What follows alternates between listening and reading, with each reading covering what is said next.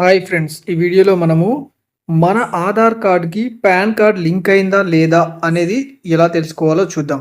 దానికోసం ముందుగా Google బ్రౌజర్‌ని open చేయండి.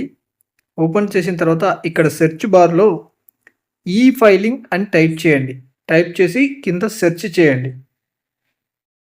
సెర్చ్ చేయగానే ఇక్కడ ఇన్‌కమ్ టాక్స్ వాళ్ళ వెబ్‌సైట్ వస్తుంది. దాన్ని సెలెక్ట్ చేయండి. ఇప్పుడు ఈ పేజీ ఓపెన్ అవుతుంది. దీన్ని పైకి స్క్రోల్ చేయండి. దీన్ని పైకి స్క్రోల్ చేస్తే లింక్ ఆధార్ స్టేటస్ అని కనిపిస్తుంది చూడండి. దీనిపైన ప్రెస్ చేయండి. ఇప్పుడు ఈ పైన బాక్స్‌లో మీ పాన్ నెంబర్ ఇవ్వండి.